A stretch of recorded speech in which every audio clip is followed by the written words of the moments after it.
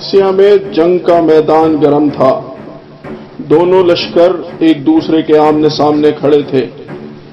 رستم کے 3 سردار پہلے ہی قید کیے جا چکے تھے۔ رستم نے جب یہ حالت دیکھی تو ہاتھیوں کے لشکر کو حملے کا حکم دے دیا۔ اس حملے کو روکنے کے لیے مسلمانوں کا ایک قبیلہ آگے آیا، لیکن ان کا بہت نقصان ہوا اور بہت سی جانیں ان کو دینی پڑی۔ حضرت سعد جو کہ پیچھے سے یہ سب کچھ دیکھ رہے تھے، انہوں نے ان کی امداد کے لیے ایک اور قبیلے کو آگے بھیجا۔ انہوں نے بھی بہت بہادری سے ان کا مقابلہ کیا، لیکن ہاتھیوں کے لشکر کے آگے وہ ٹک نہ سکے۔ تو یہ دیکھ کر حضرت سعد نے ایک اور قبیلے کے نوجوانوں کو ان کی امداد کے لیے بھیجا۔ ان سب نے باقی قبیلوں کے ساتھ مل کر اس زور سے حملہ کیا کہ ایرانی ہاتھیوں کے دستے کے پیر اکھڑنے لگے۔ جب رستم نے یہ رنگ دیکھا تو تمام لشکر کو ایک ساتھ حملہ کرنے کا حکم دے دیا۔ اس حملے کے جواب میں اسلامی لشکر بھی میدان میں اتر گیا، گویا 2 پہاڑ ایک دوسرے سے ٹکرا گئے ہوں۔ یہ دونوں لشکر ایک دوسرے میں اس طرح خلط ملط ہو گئے۔ اس حال میں ایرانی ہاتھیوں نے اسلامی لشکر کو بہت نقصان پہنچایا۔ حضرت عاصم نے یہ دیکھا تو اپنے دستے کے ساتھ ہاتھیوں پر نیزوں سے حملہ کیا، جس کی وجہ سے ہاتھی پیچھے ہٹنے لگے اور بہادروں کو میدان میں تلوار کے زور دکھانے کا موقع ملا۔ صبح سے شام تک یہ معرکہ جاری رہا اور مغرب کے بعد اس لڑائی کو اگلے دن کے لیے ملتوی کر دیا گیا۔ اگلے دن فجر کی نماز کے بعد سب سے پہلے حضرت سعد نے تمام شہداء کی تدفین کا حکم دیا۔ اس کے بعد اسلامی لشکر نے صفیں باندھ لی۔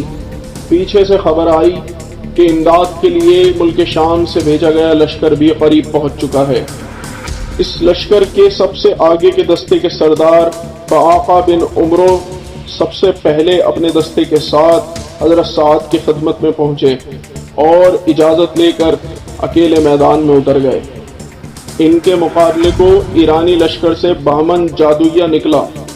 دونوں نے ایک دوسرے کو اپنے جوہر دکھائے، مگر بہمن ان کے ہاتھوں مقتول ہوا۔ اس کے بعد پھر اور بھی کئی بہادر ایرانی لشکر سے نکلے، مگر ایک ایک کر کے وہ سب بھی مسلمانوں کے ہاتھوں مارے گئے۔ یہ حالت دیکھتے ہوئے رستم نے پھر سے عام حملے کا حکم دے دیا۔ اس بار بھی ہاتھی لشکر اسلام کے لیے سخت تھے، مگر اس بار مسلمانوں نے اپنے اونٹوں پر بڑی بڑی جھولیں ڈال لی، جس سے ان کے اونٹ بھی ہاتھیوں کی مانند طاقتور نظر آنے لگے۔ یہ دیکھ کر ایرانی گھوڑے گھبرا گئے اور بدکنا شروع ہو گئے، جس سے ایرانیوں کو کافی بڑا نقصان ہوا اور کافی ایرانی اس میں قتل ہوئے۔ دوسرے دن شام تک یہ معرکہ یوں ہی چلتا رہا اور دوسرے دن کی لڑائی تک ایرانیوں کے 10,000 فوجی مارے جا چکے تھے، وہیں مسلمانوں کی بھی 1500 شہادتیں ہوئیں۔ اگلے دن فجر کے بعد تمام شہداء کی تدفین کے بعد ان دونوں افواج پھر سے ایک دوسرے کے آمنے سامنے کھڑی ہو گئیں۔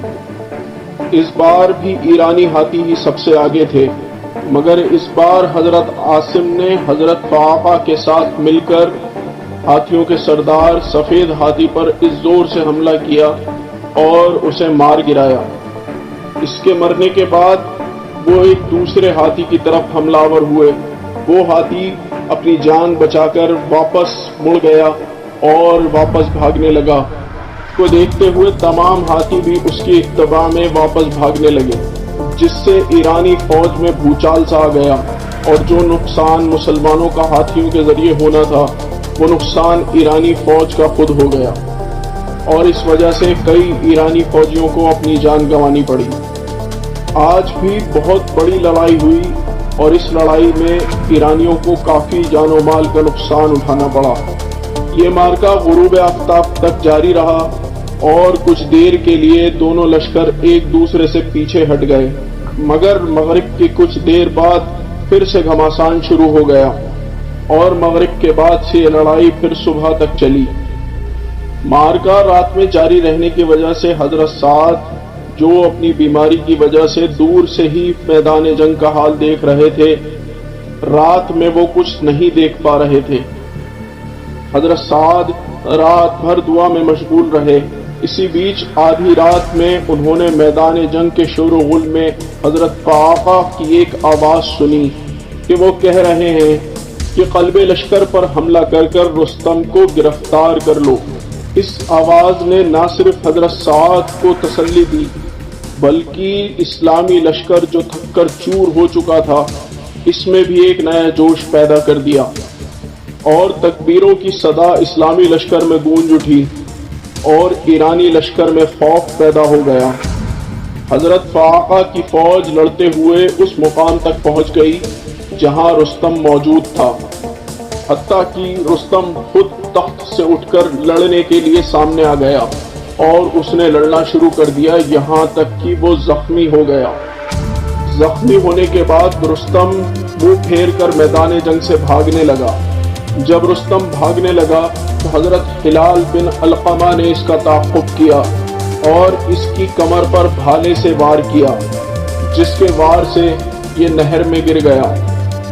حضرت ہلال نے فوراً اس کی ٹانگ پکڑ کر نہر سے باہر کھینچ لیا اور اس کا کام تمام کر دیا، اور رستم کے تخت پر چڑھ کر زوردار آواز میں کہا کہ اللہ کی قسم میں نے رستم کو قتل کر دیا۔ یہ بات سن کر مسلمان پھر سے جوش میں آ گئے اور تکبیروں کی صدا سے آسمان گونجنے لگا۔ ایرانیوں کے دل لرزنے لگے اور وہ میدان چھوڑ کر بھاگنے لگے، یہاں تک کہ لشکر ایران میں سواروں کی تعداد لگ بھگ 30,000 تھی، مگر صرف 30 سوار ہی اس میں سے بھاگنے میں کامیاب رہے، باقی میدان جنگ میں ہی مارے گئے۔ ادھر جالینوس پیچھے کی طرف بھاگنے والی فوج کو جمع کرنے کی کوشش کر رہا تھا، لیکن اس کو بھی قتل کر دیا گیا۔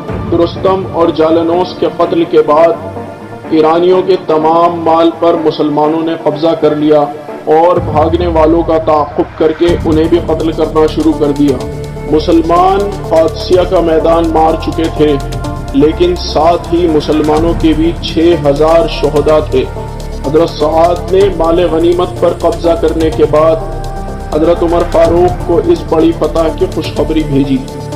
ادھر فاروق اعظم کا یہ حال تھا کہ وہ روز صبح فجر کی نماز کے بعد مدینے سے نکل جاتے اور قادسیہ کی جانب جو راستہ تھا اس پر چلے جاتے اور انتظار کرتے کہ کوئی قاصد ان کے پاس کوئی خبر لے کر آئے، اور دوپہر ڈھلنے کے بعد وہ واپس مدینہ آتے۔ اسی حسب دستور میں انہیں ایک دن قاصد نظر آ گیا۔ انہوں نے اس سے پوچھا کہ تم کون ہو اور کہاں سے آ رہے ہو؟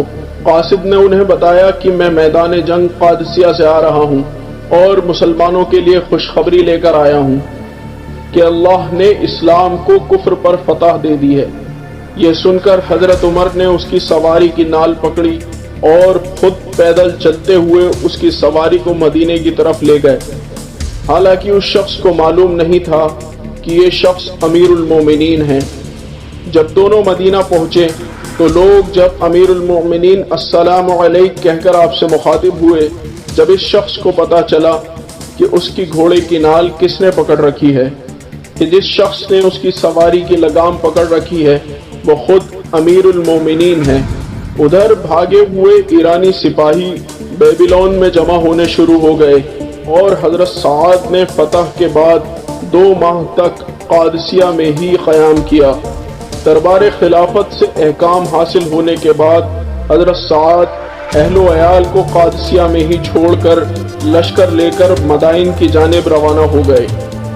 ایرانی شہنشاہ اس بڑی ہار سے حیران رہ گیا تھا، اور اسلامی لشکر کا مدائن کی طرف بڑھنے کی خبر بھی اس کو موصول ہو گئی تھی۔ اس کے اوپر شہنشاہ نے کیا احکامات جاری کیے اور رستم کے بعد اب کون سا سپہ سالار مسلمانوں کے خلاف لشکر لے کر آگے بڑھا، اس سے آگے کا واقعہ اگلے ہفتے بیان کیا جائے گا انشاءاللہ۔ لا الہ الا اللہ محمد رسول اللہ علیہ صلاة اللہ وآلہ والأحباء